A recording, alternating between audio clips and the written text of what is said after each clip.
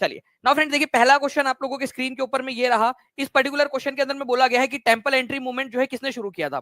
इस क्वेश्चन का आंसर कीजिए। इसके बाद में मैं आप लोगों को जो है इससे बड़ा वाला जो क्वेश्चन है जो पूछा गया था एग्जाम के अंदर में उस क्वेश्चन से भी आपको अवगत कराऊंगा कि किस तरीके का क्वेश्चन पूछा गया था एग्जाम के अंदर में और इससे बड़ा वाला डबल स्टेटमेंट वाला।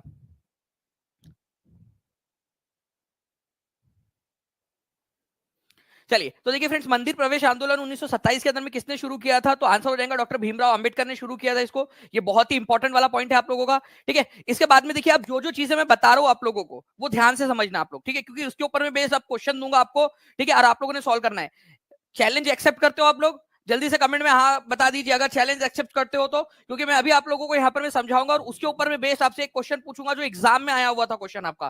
ठीक है, चलिए देखिए फ्रेंड, टेम्पल एंट्री मूवमेंट मंदिर प्रवेश आंदोलन ये किसने स्टार्ट किया था, ये स्टार्ट किया था डॉक्टर भीमराव अंबेडकर ने। कौन से साल में, 1927 के अंदर में। इन्होंने जो है वो ऐसे आंदोलन जो है 1927 से लेकर 1935 के बीच में 3 बार ऐसे आंदोलनों का नेतृत्व किया डॉक्टर भीमराव अंबेडकर ने। कितने बार किया, 3 बार। ठीक है, ये याद रखना आप लोगों ने। ठीक है, 1927 से 1935 के बीच में 3 बार मंदिर प्रवेश आंदोलन किया। इसका मेन मकसद क्या था, मेन मकसद था फ्रेंड्स कि जो दलित लोग हैं जिनको मंदिरों में प्रवेश नहीं दिया जाता उनको मंदिरों में प्रवेश दिलवाना। ठीक है, जो एक कास्ट सिस्टम है हमारे भारत के अंदर में जिसमें जो है दलित लोगों को, ऊपरी जात वालों को जो है बहुत बड़ा समझा जाता है, नीची जात वालों को बहुत छोटा समझा जाता है। इवन मंदिर में भी आंदोलन उनको प्रवेश नहीं दिया जाता था।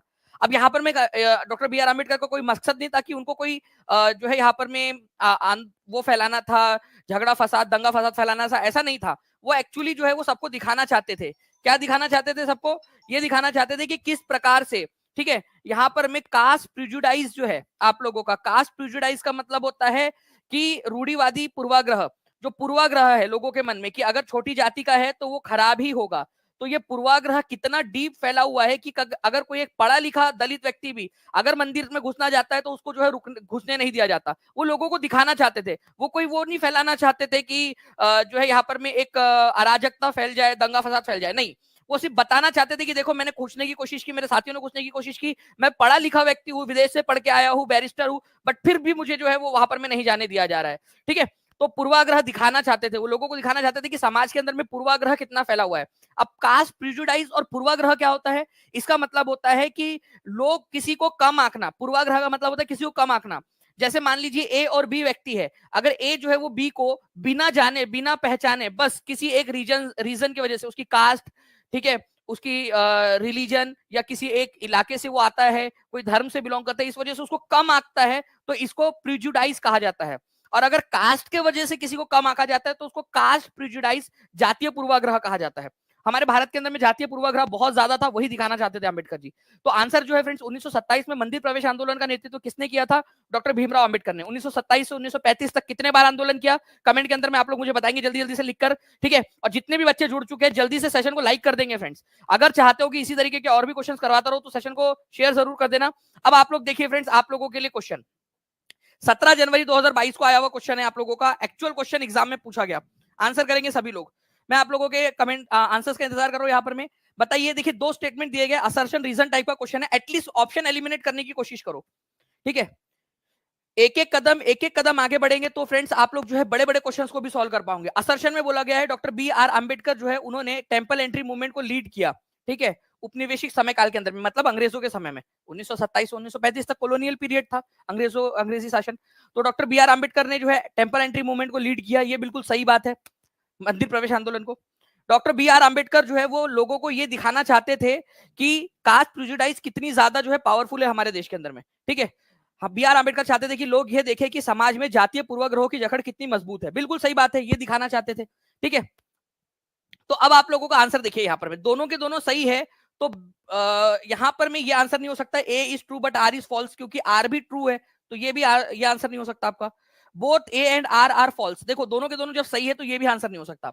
अब कितने लोगों के ये 2 ऑप्शन एलिमिनेट हो गए, तो बस मुझे हाथ ऊपर करके बता दो, एटलीस्ट ये 2 ऑप्शन एलिमिनेट कर पाए, सी और डी को एलिमिनेट कर पाए, बस ये हाथ ऊपर कर देंगे जल्दी जल्दी से।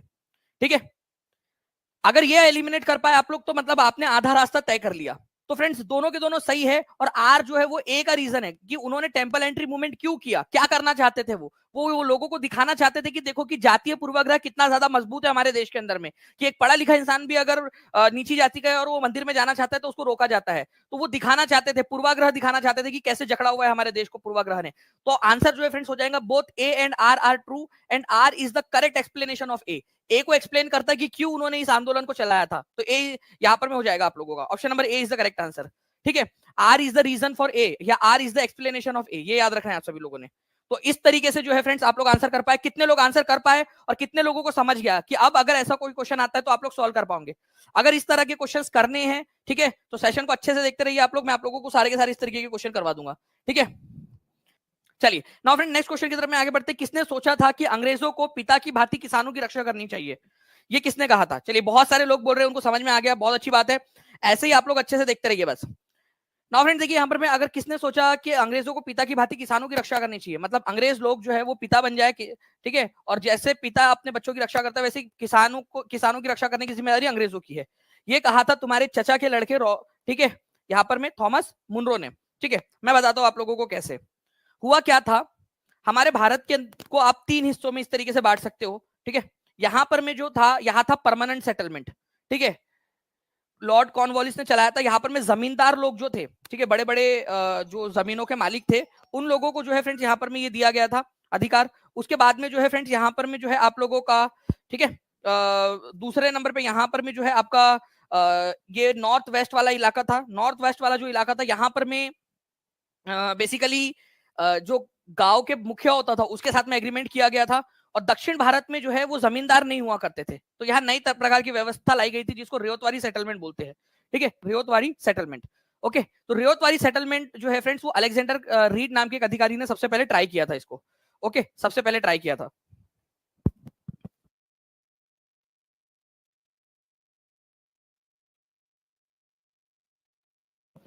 तो अलेक्जेंडर रीड जो है फ्रेंड्स, ये आप लोगों ने याद रखना है कि वो अधिकारी थे जिन्होंने सबसे पहले, ठीक है, रियोतवारी, रियोत का मतलब क्या होता है? किसान। ना तो जमींदारों के साथ में एग्रीमेंट करेंगे, ना तो जो है गांव के मुखिया के साथ में, डायरेक्टली किसानों के साथ में एग्रीमेंट करेंगे। डायरेक्ट किसान जो है, किसानों से हम टैक्स वसूल करेंगे, कोई बिचौलिया नहीं होगा। तो रियोत, रियोत का मतलब भी होता है किसान, रियोतवारी सेटलमेंट। दक्षिण भारत में स्टार्ट हुआ था ये। सबसे पहले इसको टीपू सुल्तान का जब इलाका जीता गया, वहां पर में किसने ट्राई किया था? सबसे पहले इसको किसने ट्राई किया था? ओके, सबसे पहले इसको किसने ट्राई किया था? अलेक्जेंडर रीड ने ट्राई किया था, ये याद रखना है आप सभी लोगों ने। ठीक है, ओके, अलेक्जेंडर रीड ने। बाद में जो है फ्रेंड थॉमस मुनरो ने इसको जो है वो क्या किया? थॉमस मुनरो ने इसको आगे बढ़ाया। थॉमस मुनरो ने पूरे के पूरे मद्रास में इसको ट्राई किया, पूरा लागू किया। इतने छोटे से इलाके पे अलेक्जेंडर रीड ने लगाया था, फिर बाद में पूरे इलाके पे थॉमस मुनरो ने लगा दिया। इसी वजह से इसको मुनरो सिस्टम भी बोलते हैं। क्यों चालू किया गया था? क्योंकि दक्षिण भारत में जो है कोई जमींदार वगैरह थे नहीं, तो डायरेक्ट किसानों के साथ एग्रीमेंट करना था। तो थॉमस मुनरो ने जब किसानों से टैक्स लेना स्टार्ट किया डायरेक्टली, तब उसने कहा था कि हमें, मतलब ब्रिटिशर्स को, ठीक है, पेरेंटल फिगर, एक जो है पेरेंटल फादर फिगर, एक पिता की भांति जो है किसानों की रक्षा करनी चाहिए अंडर द चार्ज, मतलब उनसे पैसे लेकर। अब पता नहीं कौन सा पिता अपने बच्चों से पैसे लेकर जो उनकी रक्षा करता है, बट ये ऐसे पिता बनना चाहते थे जो किसानों से टैक्स लेंगे और फिर उनके पिता की तरह रक्षा करेंगे। ठीक है, तो ये कहा था थॉमस मुनरो ने। ठीक है, थॉमस मुनरो। ओके, चलिए, तो ये पूरा का पूरा है आप लोगों का पॉइंट। नेक्स्ट क्वेश्चन की तरफ में आगे बढ़ते हैं फ्रेंड। देखिए यहाँ पर में एक क्वेश्चन ये भी है आप लोगों का, ध्यान से पढ़िए इस क्वेश्चन को। 2 स्टेटमेंट है और एग्जाम में आया हुआ क्वेश्चन है।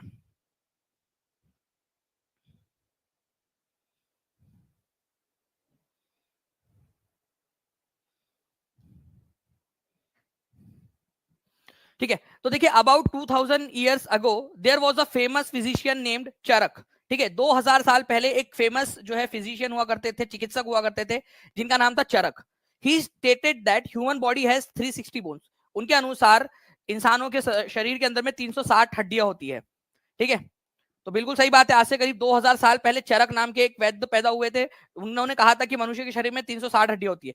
वो बात अलग है कि वो गलत थे, लेकिन कहा तो था ना उन्होंने। ठीक है, तो ये पॉइंट सही है कि उन्होंने ऐसा कहा था उनके अनुसार, क्योंकि उन्होंने कहा था। ठीक है, चरक जो है वो इस नतीजे पर कैसे पहुंचे कि 360 हड्डियां, जबकि हमें आज पता है कि केवल जो है 206 हड्डियां होती है। ठीक है, तो उन्होंने शायद जो है दांतों को भी हड्डियों में गिन लिया, जो जॉइंट्स होते हैं हमारे 2 हड्डियों के बीच में उनको भी गिन लिया, कार्टिलेजेस जो होते हैं हमारी, ठीक है, उनको भी उन्होंने जो है यहाँ पर में गिन लिया। तो ये चीज जो है बिल्कुल सही है, एनसीईआरटी में दिया हुआ है कि शायद वो इस नतीजे पर ऐसे पहुंच गए होंगे 360, क्योंकि बहुत बड़ा गैप आ गया 206 360 के अंदर में, ठीक है। तो फ्रेंड्स टीथ, जॉइंट और कार्टिलेज को मिलाकर वो इस नतीजे पर पहुंच गए होंगे। तो दोनों के दोनों पॉइंट सही है, आंसर होगा both A and R B are true. देखिए करीब 2000 साल पहले तुम्हारे चचा का लड़का चरक, ठीक है, ये क्या हुआ था, फेमस फिजिशियन था एक, ठीक है, चिकित्सक था, वैद्य था, ठीक है। उसने अपनी एक पुस्तक लिखी थी चरक संहिता, ठीक है, चरक संहिता। उसमें उन्होंने बताया है कि 360 हड्डियां होती है, जबकि आज हमें पता है, ठीक है, वो श्री श्री जो है मुन्ना भाई और श्री श्री जो है सर्किट महाराज, पता है ना आपको, मुन्ना भाई मूवी के अंदर में उन्होंने बताया था कि भाई शरीर में तो 206 प्रकार की हड्डियां ही होती है, कभी तोड़ते समय उन लोगों ने गिना नहीं था, ठीक है। उसके वजह से कई सारे लोगों को याद हो गया कि शरीर के अंदर में 206 हड्डियां होती है। कितने लोगों को याद आया वो सीन? तो 206 हड्डियां होती है, अब हमको पता है। तो ये डिस्क्रिपेंसी कैसे आई? शायद उन्होंने दांत, जॉइंट्स और जो कार्टिलेज होते हैं उसको भी गिन लिया होगा चरक भाई साहब ने, ठीक है। चलिए,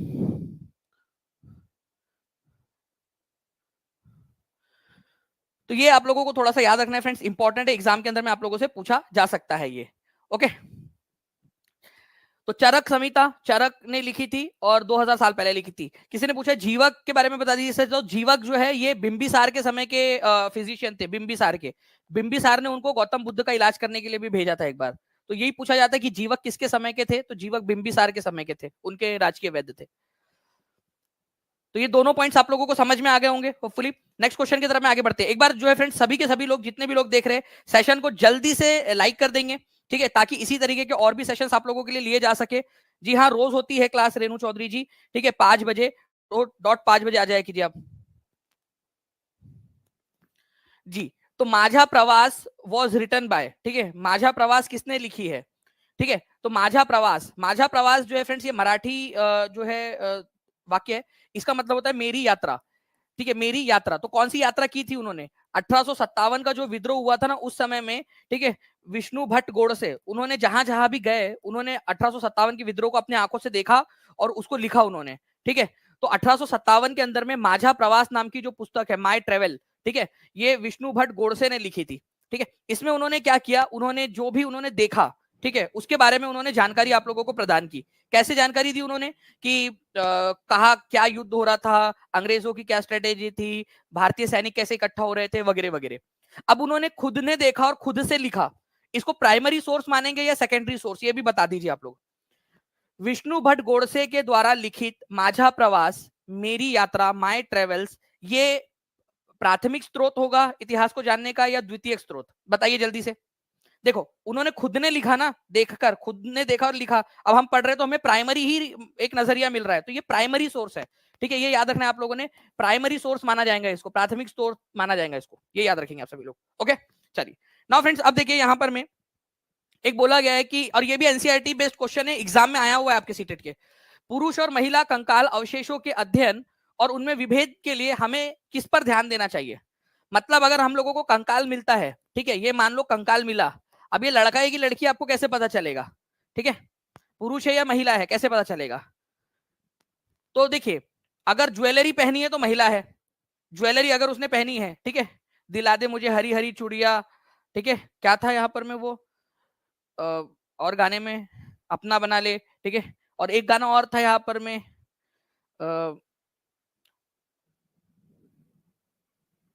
मुंदरी ला दे, 2 तोले का कंगना, ठीक है, मुंह दिखाई दे दे फिर ले जा अपने अंगना। तो भाई लड़की लोग ही थोड़ी पहनती है। अब आप ये इमेज देखिए, ये भाई साहब इनके अलग जो है नवाबी शौक है, ठीक है, ये देखिए कितना मतलब इनको शौक है पहनने का, लड़का है लेकिन पूरा मतलब शौक, शौक बड़ी चीज है भाई, ठीक है। ये देखिए आप लोग, ठीक है, पूरा चूड़ी उड़ी पहन के, तो लड़के भी पहन सकते हैं, क्या पता भाई, उनकी मर्जी, ठीक है। लड़के अरे भाई चले जाए, कितना देखने का शौक है तुझे। तो देखो पूरा लड़का जो है पहना है, अभी मर गया मान लो ऐसे ही पहन के, ठीक है, तो क्या बोलेंगे, लड़की है करके? ये नहीं, तो हम ज्वेलरी से नहीं पहचान सकते, क्योंकि ज्वेलरी कुछ भी हो सकता है, लड़के भी पहन सकते हैं।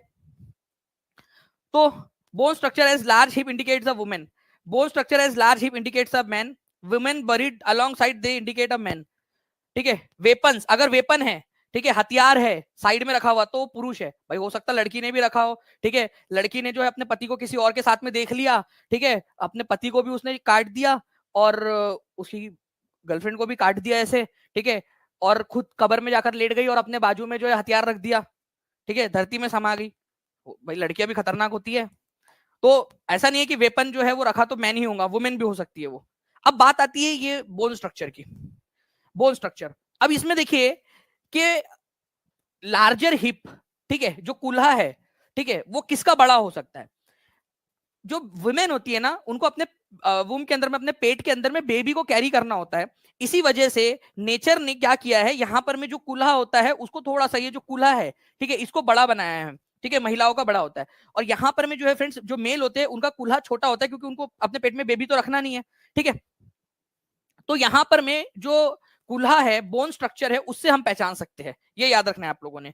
ओके, किसी भी स्केलेटन का अगर सेक्स पहचानना है कि लड़का है या लड़की है, तो आप देखोगे कि जो हिप है, जो अगर हिप वाला एरिया, कुल्हे वाला एरिया जो है वो बड़ा है, तो समझ जाएंगे कि वो महिला है, महिला है। और अगर वो हिप वाला एरिया जो है वो स्मॉल है, छोटा है, ठीक है, तो वो पहचानेंगे कि मेल है। तो इस पर्टिकुलर क्वेश्चन का आंसर होगा ऑप्शन नंबर बी। यहां पर मैं ये सही दिया है, बस बाकी सारे गलत है, ठीक है। चलिए, तो इस तरीके से जो है फ्रेंड्स इसका आंसर हो जाएगा।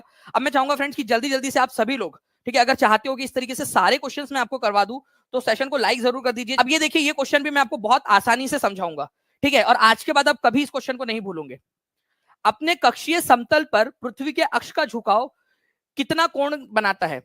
ध्यान से समझिएगा आप लोग, आपसे क्या पूछा गया है, what is the angle of inclination of earth axis, ठीक है, पृथ्वी के जो है यहाँ पर भी इंक्लिनेशन कितना है अपने ऑर्बिटल प्लेन के साथ में। क्या मैं आप लोगों को पहले ये समझा दूं? आप लोगों ने आंसर कर दिया है, ठीक है, मैं आप लोगों को समझा देता हूं, आप लोग देखिए कैसे होगा इसका आंसर, ठीक है। देखिए फ्रेंड्स, हमारी पृथ्वी जो है ऐसे गोल गोल गोल गोल घूम रही है और थोड़ी टेढ़ी भी है।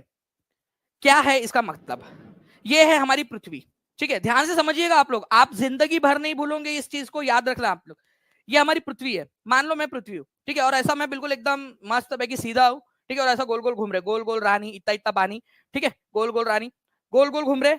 और ये है ऑर्बिटल प्लेन, मतलब जिस जिस सतह पर मैं घूम रहा हूँ, ठीक है, एक इमेजिनरी सतह है ऐसी बिल्कुल सीधी, यहां पर मैं मान लीजिए आप लोग, ठीक है,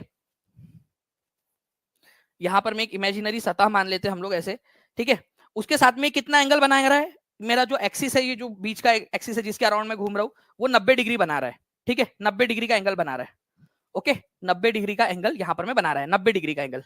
लेकिन मान लो यहां से कोई चीज आके टपाक से जोर से आके टकरा गई मेरे से, ठीक है, ऐसे जोर से आके टकरा गई, तो मैं ऐसा था, ऐसा ऐसा गोल गोल घूम रहा था, ऐसा ऐसा, ठीक है। अब मैं क्या हूंगा, थोड़ा सा ऐसा झुक जाऊंगा, ऐसा ऐसा झुक झुक के गोल गोल घूमूंगा। तो वही पृथ्वी के साथ में हुआ कि पृथ्वी जो पहले 90 डिग्री का एंगल बनाती थी, उसका एक्सिस 23.5 डिग्री झुक गया, 23.5 डिग्री झुक गया। तो पहले जो 90 डिग्री का कोण बनाता था, ठीक है, अपने ऑर्बिटल प्लेन के साथ में वो, ठीक है, 90 डिग्री का एंगल बनाता था, अब वो कितना बनाएगा, अब वो बना पाएगा केवल और केवल, ठीक है, अब वो बना पाएगा केवल 66.5 डिग्री का, 66.5 डिग्री का एंगल बना पाएगा अपने ऑर्बिटल प्लेन के साथ में। देखो एक्सिस कितना झुका हुआ है, पहले 0 डिग्री झुका हुआ था, फिर कुछ आके जोर के टकराया, ठीक है, 23.5 डिग्री झुक गया। पहले जब वो सीधा खड़ा था, बिल्कुल झुका हुआ नहीं था, तो अपने ऑर्बिटल प्लेन के साथ में कक्षीय सतह के साथ में 90 डिग्री बनाता था, अब 23.5 डिग्री झुक गया तो 66.5 डिग्री ही बना रहा है, ठीक है। तो ये समझिए आप लोग, जब भी पूछे कि कक्षीय सतह के साथ में कितना एंगल बना रहा है, तो 23.5 डिग्री झुकने के बाद में 66.5 डिग्री का एंगल बना रहा है। और आप देखिए हमारी पृथ्वी इसी तरीके से झुकी झुकी सी पृथ्वी घूम रही है यहाँ पर में, तेरी झलक अशरफी टाइप की, ठीक है, पुष्पाराज टाइप का। तो झुकी झुकी से हमारी पृथ्वी गोल गोल घूम रही है। तो यहां पर में आंसर क्या हो जाएगा इस पर्टिकुलर क्वेश्चन का, ठीक है, ध्यान से समझिए आप लोग। अपने कक्षीय समतल पर पृथ्वी के अक्ष का झुकाव कितना है? देखो क्या बोल रहा है, ऑर्बिटल प्लेन के साथ में उसका झुकाव कितना है, ऑर्बिटल प्लेन के साथ एक्सिस का झुकाव कितना है? तो ऑर्बिटल प्लेन के साथ में उसका झुकाव जो है वो 66.5 डिग्री का है, ठीक है, 66.5 डिग्री का। यहां पर में ये आंसर होगा आपका, 23.5 नहीं होगा, 66.5 क्यों होगा? क्योंकि पूछा है कि ऑर्बिटल प्लेन के साथ में उसका एंगल कितना बन रहा है। एक चीज याद रखना, कभी भी अगर यहाँ पर में कक्षीय समतल या ऑर्बिटल प्लेन आ जाए, तो आंसर जो है वो बिंदास 66.5 डिग्री लगा के आना, बिना डरे। कोई भी एग्जाम दे रहे हो आप लोग, ठीक है, अगर ऑर्बिटल प्लेन आ जाए, ठीक है, तो समझ जाना कि आप लोग जो है फ्रेंड्स 66.5 डिग्री लगाना है आप लोगों ने। और केवल अगर एक्सिस पूछता कि एक्सिस कितना झुका है, कक्षीय समतल नहीं होता, तो आंसर 23.5 डिग्री होता। ओके, तो सभी लोग जल्दी जल्दी से सेशन को लाइक जरूर कर देंगे, ठीक है। चलो नेक्स्ट क्वेश्चन की तरफ में हम लोग आगे बढ़ते हैं। आई होप ये चीज आपको समझ में आ गई होंगी, ठीक है। तो पृथ्वी अपनी धुरी पर 23.5 डिग्री झुकी हुई है, लेकिन अपने कक्षीय सतह के साथ में या कक्षीय समतल के साथ में 66 डिग्री का एंगल बनाती है। नाउ नाउ फ्रेंड देखिए, मानसूनी वन भी कहा जाता है, कौन से वाले जंगल है जिनको मानसूनी वन भी कहते हैं हम लोग, मॉनसूनी वन, ठीक है, इनको कहा जाता है। ठीक है, तो मॉनसूनी वन कहा जाता है आपका ऐसे जंगल को जो मानसून में हरे भरे रहते, बाकी समय नंगू पुंगू हो जाते, मतलब पत्ते झड़ जाते उसके। तो केवल मानसून के सीजन में वो हरे भरे रहते, इसी वजह से उनको मानसूनी, ठीक है, फॉरेस्ट कहा जाता है, मानसूनी वन कहा जाता है। तो ये वन है आप लोगों के ट्रॉपिकल एरिया के डेसिडुअस फॉरेस्ट। देखो मैं आपको बताता हूं, ट्रॉपिकल एरिया में दो प्रकार के जंगल पाए जाते हैं। ट्रॉपिकल एरिया कौन सा? ये वाला, ठीक है। यहां पर मैं ट्रॉपिक ऑफ कैंसर से लेकर ट्रॉपिक ऑफ कैप्रिकॉर्न के बीच वाला जो एरिया है, ये एरिया दिख रहा है आपको, ठीक है। ये जो एरिया है ना, ये वाला एरिया, ठीक है, इस एरिया को आप लोग कहते हो ट्रॉपिकल एरिया, उष्णकटिबंधीय क्षेत्र। यहाँ दो प्रकार के जंगल पाए जाते हैं। एक जंगल होता है जो हमेशा हरा भरा रहता है, उसको क्या बोलोगे आप लोग? वो जंगल जो हमेशा हरा भरा रहता है उसको क्या कहा जाएगा? उसको कहा जाएगा एवरग्रीन फॉरेस्ट, सदाबहार, ठीक है, सदाबहार वन। तो ट्रॉपिकल जोन में है और हरा भरा है हमेशा, तो ट्रॉपिकल एवरग्रीन फॉरेस्ट, उष्णकटिबंधीय सदाबहार वन, ठीक है, हमेशा हरे भरे रहेंगे।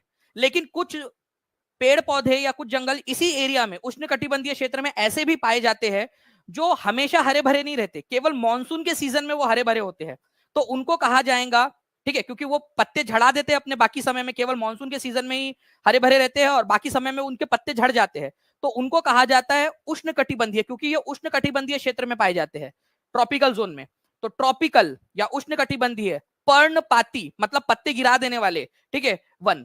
तो उष्णकटिबंधीय क्षेत्र में पाए जाने वाले पर्णपाती वन, जो कि मानसून के सीजन में केवल हरे भरे रहेंगे, बाकी समय में अपने पत्ते गिरा देते हैं, पर्णपाती हो जाते हैं, इसी वजह से उनको उष्णकटिबंधीय पर्णपाती वन कहा जाता है। देखिए यहाँ पर में ट्रॉपिकल डेसिडुअस का मतलब होता है जो अपने पत्ते झड़ा देते हैं बाकी समय में, ठीक है, फॉरेस्ट केवल मानसून के सीजन में हरे भरे रहते हैं, इस वजह से इनको मानसूनी फॉरेस्ट भी कहा जाता है। ठीक है, चलिए आगे मैं आपको बताता हूं मैं कि ट्रॉपिकल डेसिडुअस फॉरेस्ट, उष्णकटिबंधीय पर्णपाती वन, जो बाकी समय में अपने पत्ते गिरा देते, केवल मानसून के सीजन में ही हरे भरे रहते हैं, उनको मानसूनी फॉरेस्ट कहा जाता है। भारत में, नॉर्थ ऑस्ट्रेलिया में, सेंट्रल अमेरिका के अंदर में बहुत ज्यादा पाए जाते हैं। ये एक्सपीरियंस करते हैं सीजनल चेंजेस को। मान लो बारिश का सीजन आया तो वाह हरे भरे हो गए, क्या बात है, ठीक है, और बारिश का सीजन चला गया, ठीक है, तो नंगू पुंगू, मतलब उनके पत्ते झड़ जाते हैं और वो एकदम बेयर दिखते हैं। मतलब आपको पता है ना, आप लोगों ने देखा होगा कि पत्ते नहीं होते ज्यादा उनके ऊपर में, ज्यादातर पत्ते उनके झड़ जाते हैं और बारिश का सीजन आया तो उनकी मौज हो जाती है, भाई अपना तो समय आ गया करके टाइप का। ओके, तो ये लोग सीजनल चेंज को एक्सपीरियंस करते हैं, ट्रॉपिकल डेसिडुअस फॉरेस्ट। बारिश का सीजन आया तो हरे भरे, बारिश का सीजन चला गया तो नंगू पुंगू। ओके, चलिए समझ में आ गया आप लोगों को ये चीज। तो हमेशा याद रखना, monsoon forest tropical deciduous forest को कहा जाता है। ठीक है, टीचिंग परीक्षा मतलब ऑथेंटिक, बिल्कुल रूपाली जी, बहुत बहुत शुक्रिया। चलिए यहाँ पर में कौन से फॉरेस्ट पाए जाते हैं, कौन कौन से जंगल पाए जाते हैं, ठीक है, इस जंगल में पेड़ कौन से पाए जाते हैं। आपको एक क्वेश्चन बन सकता है कि अगर मैं आपसे पूछूं कि इन जंगलों में से, ये इन ऑप्शन में से भारत में सबसे ज्यादा कौन से पेड़ पौधे मिलते हैं। ये बीपीएससी के एग्जाम में आया था, टीआरई के अंदर में। ऐसा ही same question D triple SB के जो है आप लोगों का जो टीजीटी हुआ था उसके एसएसटी वाले सेक्शन में पूछा गया था कि भाई जो भारत है उसमें कौन से वाले पेड़ पौधे सबसे ज्यादा पाए जाते हैं। तो भारत में इस प्रकार के पौधे सबसे ज्यादा पाए जाते हैं, ठीक है, ट्रॉपिकल डेसिडुअस फॉरेस्ट टाइप के सबसे ज्यादा पाए जाते हैं। ये अपने आप में क्वेश्चन है, ठीक है। तो भारत में सबसे ज्यादा उष्णकटिबंधीय पर्णपाती प्रकार के वन सबसे ज्यादा पाए जाते हैं भारत के अंदर में, ट्रॉपिकल डेसिडुअस फॉरेस्ट। तो कौन कौन से एग्जांपल है इसके? साल, टीक, नीम, शीशम। ठीक है, देखो आप लोगों ने नीम का पेड़ अक्सर अपने घर के पास में देखा होगा, ठीक है, नीम का पेड़ देखा है ना सभी लोगों ने, ठीक है। साल का पेड़, टीक का पेड़, शीशम का पेड़, ये हमारे भारत के अंदर में अक्सर मिलते हैं, ठीक है। इसके अलावा हमारे भारत के अंदर में जो है फ्रेंड्स, इन डेसिडुअस फॉरेस्ट में टाइगर, लायन, ठीक है, एलिफेंट, लंगूर, मंकी। लंगूर और मंकी तो कितने सारे हमारे देश के अंदर में, ठीक है ना, आप लोगों को पता ही है, आप लोगों ने भी देखा ही होगा अपने आसपास में। तो ये लंगूर, बंदर, बाघ, शेर, हाथी, ये सब जानवर डेसिडुअस फॉरेस्ट के अंदर में पाए जाते हैं। और इसमें कौन से मेन पेड़ पौधे वो भी याद रख लेना आप लोगों ने। मैं टीम से रिक्वेस्ट करूंगा कि प्लीज इसके ऊपर में क्वेश्चन बना दिया जाए जल्दी से, इस स्लाइड के ऊपर में स्टेटमेंट टाइप का, ठीक है। अभी थोड़ी देर में पूछूंगा मैं आप लोगों से इसके ऊपर में क्वेश्चन। चलिए, तो ये ट्रॉपिकल क्षेत्र में पाए जाते हैं, इसी वजह से इनको ट्रॉपिकल क्षेत्र बोलते हैं। किस क्षेत्र को विश्व का उद्यान कहा जाता है? ये भी क्वेश्चन आया हुआ है, ये आपका यूपी टेट में आया हुआ है आप लोगों का, ये क्वेश्चन आप लोगों का सीटेट के अंदर में भी आया हुआ है, ये क्वेश्चन आप लोगों का जो है फ्रेंड बीपीएससी के अंदर में आया हुआ है, यही सेम क्वेश्चन जो है आप लोगों का फ्रेंड डिफरेंट एसएससी की एग्जाम्स में भी आया हुआ है। ऑर्चर्ड ऑफ द वर्ल्ड, विश्व का उद्यान या विश्व का फल उद्यान इसको कहते हैं। तो विश्व का फल उद्यान कहा जाता है मेडिटेरियन रीजन को, भूमध्य सागरीय क्षेत्र को। अब ये भूमध्य सागरीय क्षेत्र कहां पर में? कितने लोगों को वर्ल्ड मैप पर भूमध्य सागर कहा है ये बात पता है? भूमध्य सागर देखिए फ्रेंड्स, भूमध्य सागर जो है मैप के अंदर में मैं आपको दिखाना चाहूंगा, ठीक है, जस्ट अ सेकंड। ये देखिए आप लोग, अगर यहाँ पर मैं आप देखोगे, ठीक है, ये हमारा प्यारा भारत है, ठीक है, और इस क्षेत्र में अगर आप अफ्रीका और यूरोप के बीच में देखोगे तो यहाँ पर में है आपका, ठीक है, मेडिटेरियन सी, भूमध्य सागर, इसको भूमध्य सागर बोलते हैं। तो यहां पर में इस एरिया के अंदर में नींबू वंश के फल बहुत ज्यादा पाए जाते हैं, ठीक है, नींबू वंश के, साइट्रस फ्रूट उनको बोला जाता है। और यहाँ बहुत जो है एक्सट्रीम क्लाइमेट होता है, अलग ही प्रकार का क्लाइमेट है। तो उस वजह से इस क्षेत्र को आप लोग क्या कहते हैं, विश्व का फलोद्यान, ऑर्चर्ड ऑफ द वर्ल्ड कहा जाता है, विश्व का फलोद्यान। तो विश्व का उद्यान या विश्व का फल उद्यान, orchard of the world, Mediterranean reason को कहा जाता है। ये याद रखना है आप लोगों ने, भूमध्य सागरीय क्षेत्र को कहा जाता है। इंपॉर्टेंट है, याद रखिएगा आप सभी लोग, ठीक है, भूमध्य सागरीय क्षेत्र को कहते हैं, ठीक है। और भूमध्य सागरीय क्षेत्र कहाँ है, भूमध्य सागर के आसपास में। भूमध्य सागर कौन से महाद्वीपों के बीच में है, कौन से दो महाद्वीप आपको यहां पर में दिख रहे हैं जिनके बीच में आपको भूमध्य सागर दिखाई दे रहा है, बताइए जल्दी से, देखे तो कितने लोग देखकर अच्छे से आंसर कर पाते हैं, ठीक है। भूमध्य सागर कौन से दो महाद्वीपों के बीच में, ठीक है, उनके मतलब एक का दक्षिणी छोर, एक का ऊपरी छोर है, तो अफ्रीका और यूरोप के बीच में, वेरी गुड, ठीक है। नाउ फ्रेंड्स देखिए यहाँ पर में आपका जो भूमध्य सागरीय क्षेत्र है, ठीक है, उसको हम लोग विश्व का फल उद्यान कहते हैं। नाउ फ्रेंड्स अब देखिए यहाँ पर में साल, सागौन, नीम, शीशम जैसे दृढ़ लकड़ी वाले पेड़, मतलब हार्डवुड, जिससे फर्नीचर वगैरह बनता है, ट्रांसपोर्ट कंस्ट्रक्शन का मटेरियल बनता है, इस प्रकार के वन कौन से जंगल में पाए जाते हैं, ठीक है, नीम का पत्ता, ठीक है। चलिए तो यहां पर में देखिए फ्रेंड्स, नीम, साल, सागौन, शीशम, ठीक है, ये सारे के सारे आप लोगों के क्या है, ये याद रखना है आप लोगों ने फ्रेंड्स, ये आपके ट्रॉपिकल क्षेत्र में पाए जाते हैं, डेसिडुअस फॉरेस्ट जो भारत के अंदर में पाया जाता है, तो ट्रॉपिकल क्षेत्र में, ये भी याद रखना है आप लोगों ने, ओके, इंपॉर्टेंट पॉइंट है, एग्जाम के अंदर में पूछा जा सकता है। चलिए तो यहाँ पर में ट्रॉपिकल डेसिडुअस फॉरेस्ट हो गया आपका। अभी आपको बताया था मैंने यहाँ पर में साल, टीक, नीम, शीशम। अच्छा कौन कौन से जानवर यहाँ पाए जाते हैं, बंदर और लंगूर तो आपको याद हो गया होगा भाई, ट्रॉपिकल डेसिडुअस फॉरेस्ट भारत में सबसे ज्यादा पाए जाते हैं और लंगूर और बंदर पाए जाते हैं। अब आप लोग जो है लड़कियों, देखो कोई भी लड़का तुमको छेड़ते हुए दिखे तो बोल देना, सही बात है, हमारे भारत में बहुत ज्यादा ट्रॉपिकल डेसिडुअस फॉरेस्ट पाए जाते हैं ना, ठीक है, और वहां बहुत सारे जानवर भी पाए जाते हैं, ठीक है, तो उन दो जानवरों में से हो तुम। वो लड़का सोचता रह जाएगा अगर वो दानी सर की क्लास देख पाऊंगा, यार मुझे लंगूर बोल के गई या फिर मेरे को शेर बोल के गई, ठीक है, अब वो बेचारा कंफ्यूज, ठीक है। आप जो है यहाँ पर में एकदम अल्ट्रा लेवल के बन गए, क्योंकि वो कंफ्यूज रहेगा जिंदगी, लंगूर बोली या टाइगर बोली करके, ठीक है, बंदर बोली या लायन बोली, क्योंकि ये दोनों ही पाए जाते हैं यहाँ पर में, है ना। चलिए एलिफेंट भी पाए जाते हैं कुछ मोटे माटे लोग, ठीक है, मेरे जैसे मोटे लोग। चलिए चलिए फ्रेंड्स, ट्रॉपिकल डेसिडुअस फॉरेस्ट की बात करें हम लोग यहाँ पर में, तो बाघ, शेर, हाथी, लंगूर, बंदर यहाँ सब पाए जाते हैं। वयोवृद्ध गांधीवादी नेता एक, ठीक है, एक गांधीवादी नेता थे, ठीक है, उन्होंने 1952 में भूख हड़ताल पर बैठ गए थे वो, क्योंकि हमारे भारत के अंदर में जो है यहाँ पर में ये ऐसा जो पूरा पूरा राज्य था, ये इसका नाम था मद्रास राज्य, ठीक है, ये आज के तमिलनाडु और आज के आंध्र प्रदेश से मिलकर बना था, ठीक है। तो उनका मानना था कि आंध्र प्रदेश को अलग राज्य बनाया जाए, आंध्र तेलुगु भाषा के आधार पर अलग राज्य बनाया जाए। तो कौन से राज्य के लिए उन्होंने भूख हड़ताल की थी, आंसर हो जाएगा आंध्र प्रदेश को लेकर।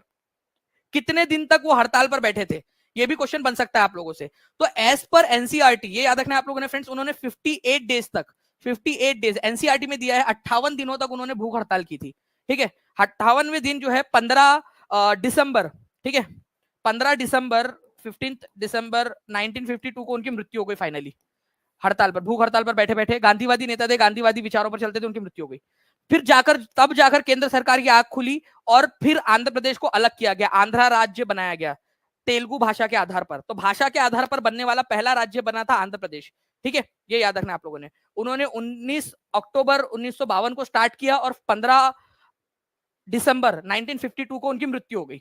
58 दिनों तक वो बैठे रहे तेलुगु लोगों के लिए अलग राज्य की मांग करने के लिए। और फाइनली फ्रेंड्स, इनकी मृत्यु के बाद में केंद्र सरकार को डर लगा, तो उन्होंने जो है वो एक अलग राज्य बना कर दिया। कौन सा राज्य था, ठीक है, आंध्र राज्य। तो आंध्र प्रदेश जो है वो पहला राज्य बना था, ये याद रखना है आप लोगों ने। तो एक क्वेश्चन बन गया यहां पर में, आप लोगों से पूछा जा सकता है, भाषा के आधार पर, भाषा के आधार पर, ठीक है, आधार पर सबसे पहले कौन सा राज्य बना था, आंध्र प्रदेश बना था, आंध्र प्रदेश, ठीक है, आंध्र प्रदेश बना था। और कब बना था, तो 1 अक्टूबर को, 1 अक्टूबर, ठीक है, कौन से साल में, तो ये बना था 1953 के अंदर में, ठीक है, 1 अक्टूबर 1953 को बना था। इंपॉर्टेंट है, इसको मार्क करेंगे आप सभी के सभी लोग। भाषा के आधार पर बनने वाला आंध्र प्रदेश। और कौन सी भाषा के आधार पर बना था?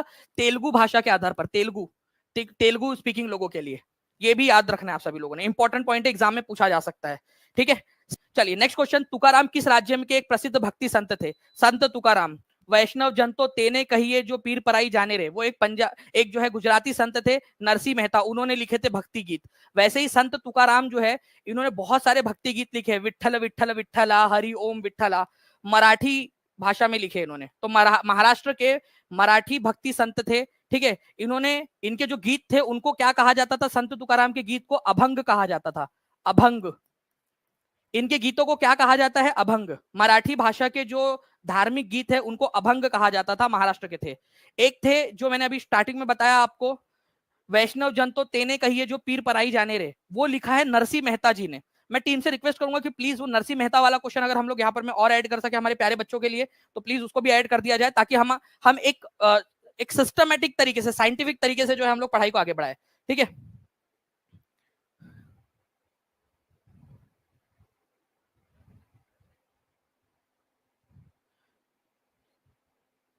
Thank you very much cute puppy blog ji, बहुत बहुत शुक्रिया आपके इतने प्यारे से कमेंट के लिए। चलिए now friends, C is the correct answer. तो भक्त जो है संत तुकाराम महाराष्ट्र के भक्ति आंदोलन के कवि थे, विष्णु भक्त थे, वैष्णव परंपरा के लिए मानते थे। इनके गीतों को अभंग कहा जाता था, मराठी भाषा के गीत, अभंग। ठीक है, नाउ फ्रेंड्स देखिए हनफी और शाफी क्या है। ठीक है, हनफी और शाफी, ये एनसीईआरटी में दिया हुआ है। हनफी और शाफी ये बेसिकली जो इस्लाम धर्म है ना, उसके अंदर में अलग अलग जो सुन्नी, अलग सुन्नी, शिया, वहाबी, अलग अलग सेक्ट बने हुए हैं, अलग अलग जो है पंथ बने हुए हैं। उनमें जो सुन्नी सेक्ट है उसमें भी और सब क्लासिफिकेशन हुआ है। ठीक है, उसमें और सब क्लासिफिकेशन हुआ है। तो इस्लाम के जो अलग अलग बेसिकली आप लोग बोल सकते हो कि ये किस्म है। ठीक है, अलग अलग पंथ है, ये आप लोगों के इस्लाम के पंथ है, अलग अलग पंथ है। तो आंसर जो है फ्रेंड्स आप लोगों को ऑप्शन नंबर ए हो जाएगा कि इस्लामिक विद्यालय, अलग अलग इस्लामिक लॉ है ये। जो हनफी, ठीक है, जो इमाम हनफी को मानते थे, उनके मानने वालों ने हनफी सेक्ट आगे चलाया। जो इमाम शाफी को मानते थे उन्होंने शाफी चलाया। जो इमाम हनबली को मानते थे उन्होंने किया। इमाम मालिकी को जो मानते थे उन्होंने मालिकी सेक्ट चलाया। तो ये इस्लाम के जो है स्कूल ऑफ लॉज, या अलग अलग जो है आप लोग बोल सकते हो सेक्ट है, जिनको स्कूल ऑफ लॉज भी बोला जाता है। ठीक है, तो इस्लाम की ही शाखाएं है, ऐसा आप लोग बोल सकते हो। इसको जो है स्कूल ऑफ लॉज बोल दिया जाता है, एक कहने का तरीका है। स्कूल ऑफ लॉ मतलब कोई स्कूल ऑफ लॉ का मतलब ये नहीं है कि कोई कानून की जो है वो विद्यालय जहां पर हम जाकर पढ़ते हैं, ये बोलने का एक तरीका है कि उसकी शाखा है। तो हम उनको जो है इस कानून के इस्लामिक विद्यालय या इस्लामिक स्कूल ऑफ लॉ मतलब उनकी शाखा, इस्लाम की शाखाएं है ये, हनफी, शाफी, मालिकी, हनबली। ठीक है, ये सारी की सारी। ठीक है, तो हनफी, मालिकी, शाफी, हनबली ये सब क्या है आपको याद रखना है फ्रेंड्स, कि इस्लाम के अलग अलग जो पंथ है उन्हीं के नाम है ये, बस इतना समझ लीजिए आप लोग। ओके, इस्लामिक जो है वो है ये। इसके अलावा जो है फ्रेंड्स, निम्नलिखित में से किस भू आकृति में मशरूम चट्टाने पाई जाती है? बहुत ही फेमस क्वेश्चन है। मशरूम चट्टाने मतलब ऐसी चट्टाने जो मशरूम के आकार की दिखाई देती है, मशरूम रॉक उनको कहा जाता है। ओके, तो अगर मैं बात करूं फ्रेंड्स की भू आकृति मशरूम चट्टानों के जैसे जो दिखती है, वो डेजर्ट में पाई जाती है, रेगिस्तान के अंदर में। आपको दिखाता हूं मैं, देखिए ये इस तरीके से। ठीक है, क्या होता है ना, रेगिस्तान में जो हवाएं चलती है वो समुद्र जो सतह है, भूमि की सतह, उसके पास में ज्यादा तेजी से चलती है। तो यहाँ पर में ज्यादा वो काटती है, एक एक कण काटती है।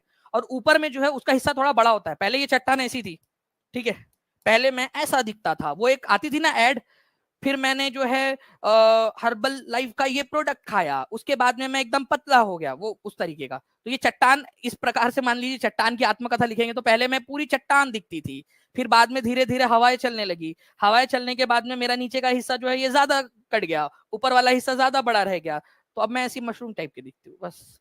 ठीक है, ये इस तरीके से आप लोगों को याद रखना है ये आपका। ठीक है, ये पूरा का पूरा है। इसको अगर मैं बड़ा करके आप लोगों को दिखाने की कोशिश करूं तो ये उस प्रकार से कुछ तो भी दिखेगा। नीचे वाला हिस्सा नैरो होता है, ठीक है, संकरा होता है, ऊपर वाला हिस्सा जो है बड़ा होता है।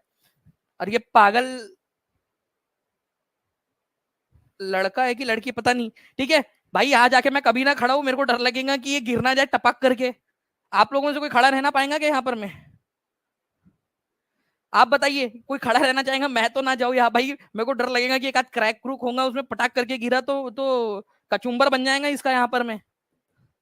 ठीक है, तो ये इस तरीके की जो मशरूम रॉक है आपको कहाँ मिलती है? अब ये सवाल उठता है आपका, तो ये मशरूम रॉक मिलती है डेजर्ट के अंदर में, ठीक है, रेगिस्तानी इलाके में, रेगिस्तान के अंदर में मिलती है। आप लोगों को ये याद रखना है आप लोगों ने फ्रेंड्स, मशरूम रॉक। इसका लोअर सेक्शन जो होता है आप लोगों का, वो इरोड हो जाता है, इसी वजह से वो थोड़ा पतला हो जाता है, लोअर सेक्शन पतला हो जाता है, संकरा हो जाता है, ऊपर वाला हिस्सा ब्रॉड होता है, ये याद रखना है आप लोगों ने। ठीक है, चलिए, किस शिलालेख में चोलों के अधीन ग्राम प्रशासन का उल्लेख है? चोल, देखिए फ्रेंड्स, आज से करीब जो है ठीक है 1200-1300 साल पहले यहाँ दक्षिण भारत के अंदर में चोल साम्राज्य जो है शासन करता था। एक समय ये काफी बड़ा भी हो गया था, लेकिन फिर बाद में धीरे धीरे छोटा हो गया। ठीक है, तो चोल साम्राज्य, ठीक है, यहाँ पर में इनके इलाके में जो प्रशासन है, ठीक है, वो ग्रामीण स्तर पर चलता था, मतलब ग्राम पंचायत हुआ करती थी उनके इलाके में। ये हमको सबूत कैसे मिलते हैं? ठीक है, तो ये चोल प्रशासन के अंदर में ग्राम पंचायतें चलती थी, उसका सबूत हमको मिला है उत्तरा मेरूर नाम के एक जगह पर। वहां हमको एक शिलालेख मिला है, एक पत्थर के ऊपर में लिखा हुआ मिला है कि कैसे कैसे ग्राम प्रशासन चलता था, मतलब उनके पास में पंचायती व्यवस्था थी, इसका ये मतलब हुआ। ठीक है, तो चोलों के समय में पंचायती व्यवस्था हुआ करती थी, इसका उदाहरण तमिलनाडु के उत्तरा मेरूर नाम के जो गांव है वहां पर में आप लोगों को मिला है। ठीक है, चेंगुलपुट नाम की एक जगह है, वहां पर में उत्तरा मेरूर नाम का गांव है, वहां मिला है आपको। ठीक है, जिससे पता चलता है कि गांव में ग्रामीण व्यवस्था हुआ करती थी, उत्तरा मेरूर। ठीक है, ये याद रखना है आप लोगों ने। वैसे आप लोग मुझे बता सकते हो, चलो ये मैंने बता दिया आपको तमिलनाडु में। जूनागढ़ कौन से राज्य में पड़ता है आज के? ऐहोल कौन से राज्य में पड़ता है? नासिक कौन से राज्य में पड़ता है? एक शहर है नासिक, बताइए जल्दी जल्दी से।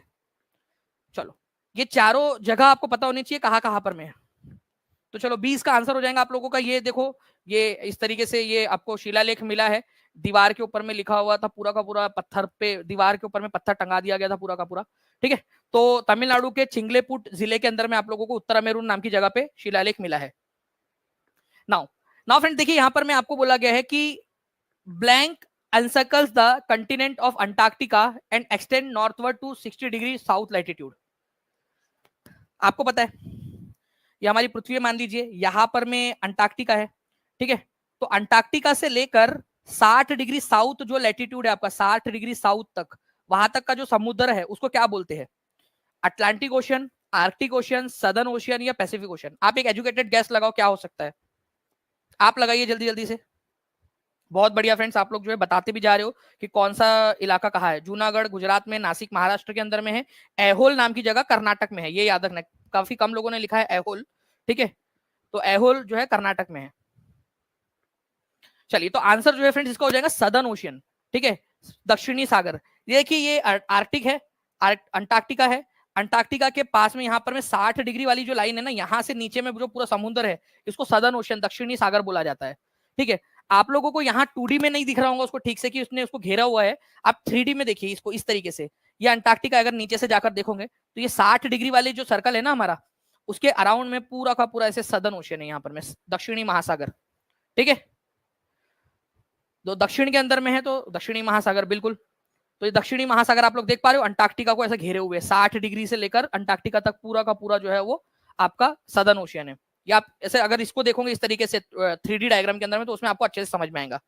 ओके, बेरिंग जलडमरू मध्य जो है वो कौन से दो सागरों को जोड़ता है, कौन से दो पानियों के बीच बनाता है? वेरी गुड पीहू, आपने भी लिख दिया अच्छे से। चलिए, कर सके, बेरिंग जलडमरू मध्य उथले पानी का एक संकीर्ण क्षेत्र है जो किसको किसको जोड़ता है? तो देखिए, बेरिंग जलडमरू मध्य जो है फ्रेंड्स, ये किसको जोड़ता है? यहाँ पर में अगर आप हमारी दुनिया को देखोगे यहाँ पर में, तो ये एशिया है, यहाँ अमेरिका है।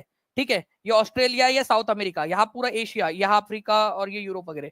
तो एशिया का रशिया वाला भाग और उत्तरी अमेरिका का अलास्का वाला भाग, इसके ऊपर में यहाँ पर में, ठीक है, इधर वाले साइड के अंदर में आप लोगों को मिलेगा फ्रेंड्स आर्कटिक ओशियन, आर्कटिक महासागर, और इधर में है प्रशांत महासागर। और इन दोनों को जोड़ा हुआ जो है वो है यहाँ पर में बेरिंग जलडमरू मध्य, बेरिंग जलडमरू मध्य। ओके, तो ये आप लोगों ने याद रखना था कि भाई वो जो दो जोड़ा हुआ है ना, वो है बेरिंग जलडमरू मध्य आप लोगों का। ठीक है, दोनों को जोड़ा हुआ जो है, तो आर्कटिक ओशियन और प्रशांत महासागर को बेरिंग स्ट्रेट या बेरिंग जलडमरू मध्य जोड़ता है। ये डायरेक्ट क्वेश्चन पूछा गया आप लोगों का सीटेट की एग्जाम के अंदर में। आर्कटिक महासागर और प्रशांत महासागर को जोड़ता है, बेरिंग जल डमरू मध्य। ठीक है, इंपॉर्टेंट पॉइंट है आपका। ठीक है, चलिए नेक्स्ट क्वेश्चन की तरफ में हम लोग आगे बढ़ते हैं फ्रेंड्स। आपको बताना है अजंता गुफा चित्रों में प्रयुक्त रंग निम्नलिखित में से किस सामग्री से प्राप्त हुए थे। अजंता के अंदर में आज भी जो आपको चित्र मिलते हैं वो बहुत ही यूनिक चित्र आपको मिलते हैं अजंता की गुफाओं के अंदर में, अगर आप अजंता जाओगे तो। ठीक है, तो अजंता के अंदर में जो चित्र बनाए गए थे वो बनाए गए थे पौधों और खनिजों से, नेचुरल कलर थे, प्लांट से लिए गए थे। ठीक है, और मिनरल से, नेचुरल कलर एकदम प्लांट और मिनरल से, पौधों और खनिजों से ये कलर बनाए गए थे। तो आंसर इसका ऑप्शन नंबर सी हो जाएगा आप लोगों का। तो प्लांट और मिनरल से ये कलर बनाए गए थे, इसी वजह से आज भी ये कलर इतने ज्यादा 1500 साल बाद भी आप लोग देखोगे तो इतने ज्यादा जो है ये कलर आपको चमकीले दिखाई देते हैं। ठीक है, चमकीले और एकदम साफ दिखाई देते हैं ये कलर। ठीक है, ये देख पा रहे हो आप लोग, देखो इतने बढ़िया तरीके से वहां पर में दिखता है। तो ये आप लोगों ने याद रखना है फ्रेंड्स कि प्लांट और मिनरल से बने थे, इसी वजह से 1500 साल बाद भी ये कलर एकदम अच्छे है। अब उस समय में गुफाओं के अंदर में जाकर कैसे बनाएंगे, अंदर में जाकर कैसे बनाएंगे पेंटिंग, लाइट वगैरह तो थी नहीं, तो वो लाइट ऑफ टॉर्च, मतलब कि वो मशाल लेकर जाते थे और मशालों की रोशनी में वो लोग जो है वो बनाते थे पेंटिंग्स। कितना कठिन काम होगा आप लोग सोचिए। अच्छा, किसने बनाया ये? अब क्या ये पेंटिंग जिसने भी बनाया उसके नीचे में उसने नाम लिखा है कि अपना पप्पू पेंटर, पप्पू पेंटर ऐसा नाम उन्होंने लिखा है कि अपना, किसी ने नहीं। तो ये याद रखना है फ्रेंड्स आप लोगों ने यहाँ पर में कि ये जो महान कृतियों को बनाने वाले जो कलाकार थे वो अज्ञात है। ठीक है, उन्होंने अपना नाम नहीं लिखा, उनकी अज्ञात है वो नाम, मतलब इतना बढ़िया काम किया लेकिन उन्होंने कहीं नाम ही नहीं लिखा अपना, तो अननोन है ये लोग। ये भी याद रखना है आप लोगों से, बोला जा सकता है कि देखो स्टेटमेंट वाला क्वेश्चन कैसे बनेगा इसके अंदर में, मैं बताता हूं आपको। अजंता की गुफाओं में 1500 साल पहले जो पेंटिंग्स बनाई गई थी उनमें प्लांट और मिनरल बेस्ड कलर्स का इस्तेमाल किया गया था, स्टेटमेंट नंबर 1। ठीक है, इतनी महान कृतियों को बनाने वाले कलाकारों ने उन पेंटिंग के नीचे अपने नाम लिखे हैं। तो क्या होगा आंसर, पहला वाला सही दूसरा वाला भी सही, पहला वाला गलत दूसरा वाला सही, या दोनों गलत? ठीक है, या पहला सही दूसरा गलत? आंसर क्या होगा आपका? दूसरा वाला गलत हो जाएगा, क्योंकि उन महान कलाकृतियों को बनाने वाले लोगों ने अपना नाम नीचे में नहीं लिखा है। ठीक है, ये याद रखना था आप लोगों ने। चलिए जल्दी जल्दी से फ्रेंड्स सेशन को लाइक एंड शेयर करते रहेंगे, जहां भी शेयर कर सकते हो, टेलीग्राम, फेसबुक, व्हाट्सएप, इंस्टाग्राम। अगर आप चाहते हो कि इसी तरीके से मैं आपको पूरा कंटेंट अच्छे से पढ़ा दूं आप लोगों को, तो आप लोग जल्दी जल्दी से जहां भी शेयर कर सकते हो शेयर कर देंगे आप लोग। प्राचीन शैल चित्र कहाँ पाए गए हैं? ये एनसीईआरटी की 6वीं कक्षा की पुस्तक का क्वेश्चन है और इंपॉर्टेंट है। हमारे भारत के अंदर में प्राचीन काल में शैल, शैल का मतलब होता है चट्टान। ठीक है, चट्टानों पर जो चित्र बनाए जाते थे, दीवारों पर चट्टानों पर जो चित्र बनाए जाते थे वो कहाँ पाए गए हैं? तो आपको एक तो मिला है मध्य प्रदेश के अंदर में, भीम बेटका नाम की जगह है। ठीक है, भीम बेटका, भीम बेटका। ठीक है, भीम बेटका मध्य प्रदेश के अंदर में, वहां पर में शैल चित्र मिले, गुफाओं के अंदर में चित्र बनाए गए थे। और एक तो मिला है उत्तर प्रदेश के दक्षिणी भाग में, सदर्न भाग में, सदर्न पार्ट ऑफ यूपी। ठीक है, southern part of UP, Uttar Pradesh के दक्षिणी भाग के अंदर में। तो ये ऐसे इलाके जहां पर में आप लोगों को शैल चित्र बहुत आय मात्रा में मिलते हैं। ये एनसीईआरटी पॉइंट है, एनसीईआरटी में दिया हुआ है, एग्जाम में आ भी चुका है ये। ठीक है, तो प्राचीन शैल चित्र आप लोगों को मध्य प्रदेश और उत्तर प्रदेश के दक्षिणी भाग में मिले हैं। ठीक है, ये याद रखना है, भीमबेटका और दक्षिणी उत्तर प्रदेश के अंदर में इस तरीके से चित्र बनाते थे वो लोग। ठीक है, भीमबेटका में तो 500 से भी ज्यादा गुफाएं आपको मिली है। नाउ फ्रेंड देखिए, ये एक बहुत ही इंपॉर्टेंट वाला क्वेश्चन, बार बार आता है ये क्वेश्चन। निम्नलिखित में से किस व्यक्ति के पद और विचार, मतलब उनकी उनकी पोयम और उनकी जो जो उनकी बातें थी उनको पंचवाणी में, बीजक में संरक्षित किया गया? पंचवाणी में और बीजक में संत रविदास जी की बातें, उनके पद, मीराबाई, कबीर, गुरु नानक देव जी। ठीक है, बताइए। तो जाति ना पूछो साधु की, पूछ लीजिए ज्ञान, मोल करो तलवार का, पड़ी रहन दो म्यान। ठीक है, संत कबीर जी। ठीक है, इनके जो विचार है वो पंचवाणी, बीजक, और इवन जो है फ्रेंड्स बाद में जो है आप लोगों का गुरु ग्रंथ साहिब के अंदर में भी उसको, उनके कुछ विचारों को लिया गया है। तो आप लोग देखिए 15वीं और 16वीं शताब्दी में संत कबीर जो है उनका जन्म एक मुस्लिम जुलाहा परिवार में हुआ था, लेकिन वो अपने आप को ना तो मुस्लिम मानते थे ना तो हिंदू मानते थे, क्योंकि उनके जो फॉलोवर थे वो हिंदू, मुस्लिम, सिख, ईसाई सारे ही धर्मों के उनके फॉलोवर थे। उन्होंने बात कही, अपने विचार रखे। ठीक है, उनके जो वर्सेस है, उनकी जो कविता है, उनको सखी और पद कहा जाता है, सखी और पद कहा जाता है उनकी कविताओं को, उनके दोहों को। उनके दोहे आपको पंचवाणी में, बीजक में, और कुछ उनके ग्रंथ जो उनके जो विचार थे उनको गुरु ग्रंथ साहिब में भी शामिल किया गया। आप सोचिए कि संत कबीर के कुछ दोहों को गुरु ग्रंथ साहिब के अंदर में भी शामिल किया गया, कितनी बड़ी बात है ये। ठीक है, चलिए, तो ये याद रखना है आप लोगों ने। इन्होंने हमेशा फॉर्मलेस सुप्रीम कोर्ट, मतलब एक निराकार भगवान के अंदर में उन्होंने आस्था रखी। तो संत कबीर का मानना था कि जो भगवान है वो निराकार है और उनकी भक्ति करके, मतलब उनके ध्यान में मग्न होकर उनसे प्यार करके आप जो है उनको पा सकते हो, कोई कर्म कांड हवन कुंड वगैरह करने की जरूरत नहीं है। देखिए मंडप क्या था, 4 जनवरी 2022 के अंदर में पूछा गया। अगर मैं बात करूं मंडप क्या था, तो मंडप एक सेक्रेट प्लेस था, ठीक है, टेंपल के अंदर में एक हॉल था जहां लोग असेंबल हो सकते थे, ठीक है, स्तूपा के अराउंड का पाथ जहां पर में, या फिर ऐसी जगह जहां पर में भगवान की देवी देवताओं की मूर्ति रखी जाती थी। तो मंडप प्राचीन मंदिरों के अंदर में मंडप एक ऐसी जगह होती थी जहां एक हॉल है और लोग वहां जाके इकट्ठा हो सकते हैं। जहां पर में भगवान की मूर्ति रखी जाती थी उसको गर्भगृह कहा जाता है, गर्भ, ठीक है, गर्भगृह, गर्भगृह उसको कहा जाता था, गर्भगृह, ठीक है। तो गर्भगृह वो जगह जहां पर में भगवान की मूर्तियां रखी जा रही है और जहां पर में लोग इकट्ठा हो सकते हैं, गर्भगृह के जस्ट सामने वाला एरिया जहां पर में लोग जाके बैठते हैं और भगवान की याद में डूबे रहते हैं, ठीक है, उसको कहा जाता है आप लोगों का, ठीक है, मंडप। एक ऐसा हॉल जहां पर में लोग इकट्ठा हो सकते थे और जहां भगवान की मूर्ति या इमेज रखी जाती थी उसको कहा जाता था, ठीक है, आप लोगों का गर्भगृह। देखिए friends, among the varnas who could perform the sacrifice, वेदों के अनुसार 4 वर्ण है, ब्राह्मण, क्षत्रिय, वैश्य और शूद्र, ठीक है, ये 4 वर्णों में लोगों को डिवाइड किया गया है, ठीक है। उनमें सबसे बड़े ब्राह्मण है, फिर क्षत्रिय, फिर वैश्य और सबसे नीचे में शूद्र है। तो इनमें से कौन से लोग थे जिनको यज्ञ हवन यज्ञ वगैरह करने की अनुमति थी, बताइए जल्दी जल्दी से। तो हवन कुंड यज्ञ वगैरह करने की अनुमति थी, तो ब्राह्मणों को थी, ठीक है, क्षत्रिय लोगों को थी, वैश्य लोगों को थी, ठीक है, शूद्रों को अनुमति नहीं थी, शूद्रों को अनुमति नहीं थी। तो किसको अनुमति थी ये बोला है ना, तो 1, 2 एंड 3, मतलब आंसर आपका ऑप्शन नंबर बी हो जाएगा, B is the correct answer.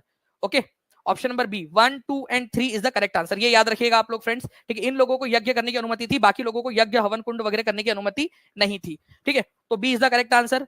तो 4 वर्ण थे, ठीक है, तो 4 वर्ण कौन कौन से थे ये पूछा जा सकता है आप लोगों से। अच्छा एक और चीज है आप लोगों से पूछूं मैं कि इनमें से कौन सा वर्ण था जिनको वेद पढ़ने की अनुमति नहीं थी, वेद पढ़ने की, यज्ञ तो नहीं कर सकते थे, वेद भी नहीं पढ़ सकते थे वो, ठीक है। तो वेद जो है, शूद्र लोग वेद नहीं पढ़ सकते थे ना सुन सकते थे। महिलाओं को कौन सी कैटेगरी में रखा गया था, चाहे कोई भी महिला हो, ब्राह्मण हो, क्षत्रिय हो, वैश्य हो या शूद्र हो, तो जो महिलाएं हैं, ठीक है, उनको हमेशा जो है फ्रेंड्स शूद्रों की कैटेगरी में रखा गया था, और महिलाएं और शूद्र वेद नहीं पढ़ सकते थे ना सुन सकते थे, ठीक है। तो वुमेन जो है फ्रेंड्स उनको भी शूद्रों की कैटेगरी में रखा गया था, ये क्वेश्चन आया था एग्जाम के अंदर में कि महिलाओं को कौन सी कैटेगरी में रखा गया था, तो महिलाओं को रखा गया था शूद्रों की कैटेगरी के अंदर में, ठीक है। ये एक बहुत ही इंपॉर्टेंट पॉइंट है, एग्जाम के अंदर में आप लोगों से पूछा जाएगा, तो प्लीज इस पर्टिकुलर पॉइंट के लिए आप लोग तैयार रहिएगा, ठीक है, महिलाओं को शूद्र की कैटेगरी में। चलिए नेक्स्ट पॉइंट की तरफ में आगे बढ़ते हैं फ्रेंड्स हम लोग। हमारे नेक्स्ट क्वेश्चन है आप लोगों का, यहाँ पर में देखिए, वीर शैव आंदोलन किसने शुरू किया था, ये बहुत ही फेमस क्वेश्चन है। वीर शैव आंदोलन को शुरू करने वाले कौन थे,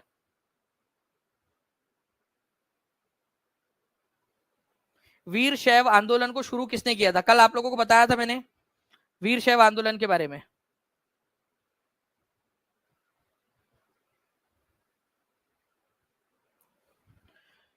शबनम मिश्रा जी बहुत बहुत शुक्रिया आपका आपके प्यारे से कमेंट के लिए।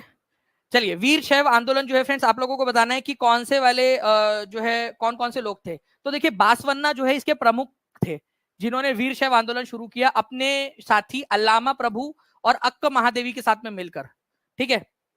बासवन्ना, अल्लामा प्रभु और अक्क महादेवी, तो ए बी एंड डी, मतलब ऑप्शन नंबर 3 जो है इसका आंसर हो जाएगा। ये एग्जाम में आया हुआ क्वेश्चन है आप लोगों का। तो वीर शैव आंदोलन आप लोगों को पता होना चाहिए कि 12वीं शताब्दी के मध्य में कर्नाटक में शुरू हुआ था। बासवन्ना जो है इसके मुख्य संस्थापक थे, इन्होंने अपने साथी अल्लामा प्रभु और अक्का महादेवी की मदद ली। अच्छा ये लोग इक्वेलिटी में मानते थे या इनइक्वेलिटी में, चलो एक बात बताओ, देखते कितने लोग आंसर कर पाते हैं। ये लोग समानता में मानते थे या असमानता में, आप लोग बताइए, देखे कितने लोग आंसर कर पाते हैं। वीर शैव आंदोलन वाले लोग किस चीज में मानते थे, ये लोग समानता में, इक्वेलिटी में मानते थे। अच्छा मुझे बताओ ये मूर्ति पूजा में मानते थे या नहीं मानते थे, मूर्ति पूजा के पक्ष में थे या विपक्ष में थे वीर शैव आंदोलन वाले लोग, जिनको लिंगायत समुदाय भी कहा जाता है आज कर्नाटक के अंदर में। तो वीर शैव आंदोलन वाले लोग जो है समानता में मानते थे और मूर्ति पूजा का इन्होंने विरोध किया। जितने भी हवन कुंड कर्म कांड होते हैं, ठीक है, यज्ञ वगैरह होते हैं, उनका भी इन्होंने विरोध किया। महिलाओं के साथ में जो अलग अलग चीजें होती है, महिलाओं को अलग तरीके से देखा जाता है, महिलाओं के साथ में दुर्व्यवहार होता है जो ब्राह्मणिकल विचारधारा के अनुसार, उसका भी इन्होंने विरोध किया था, ये याद रखना है आप लोगों ने। अब देखिए फ्रेंड, तुम्हारे चचा का लड़का है एक, ठीक है, हरिसेन, ये समुद्रगुप्त के दरबार में क्या क्या काम करता था, ठीक है। तो समुद्रगुप्त के दरबार में कौन कौन सी पोस्ट पर था हरिसेन। हरिसेन जो है फ्रेंड्स, आप लोगों को याद रखना है, एक दरबारी कवि था, समुद्रगुप्त का दरबारी कवि था, ठीक है, हरिसेन। हरिसेन जो है संधि विग्रही का, मतलब के वॉर और पीस वाला मंत्री, ठीक है, मतलब रक्षा मंत्री टाइप का, वो भी था। हरिसेन के पिताजी जो है महादंड नायक थे, मतलब चीफ जस्टिस टाइप के थे उनके पिताजी। तो ये अपने आप महादंड नायक बन गया, मतलब कि कुछ पोस्ट हेरिडिटरी होती थी, वंशानुगत होती थी, पिता के बाद में बेटा उनका बन जाता था, ठीक है। तो कवि भी था, संधि विग्रहिका की पोस्ट मिली हुई थी उसको, महादंड नायक की पोस्ट उसके पिताजी की वजह से मिल गई थी, और साथ ही साथ जो है वो कुमार अमात्य भी था, सबसे इंपॉर्टेंट वाला मंत्री। हरिसेन मतलब देखा अपने कितने सारी पोस्ट अपने पास में रखा हुआ था ये, ठीक है। तो सारे के सारे पोस्ट थी उसके पास में, पोएट भी था, संधि विग्रही का भी था, महादंड नायक भी था, और तुम्हारे चचा का लड़का जो है ये एक जो है महाअमात्य, कुमार अमात्य की पोस्ट भी इसके पास में थी, ठीक है।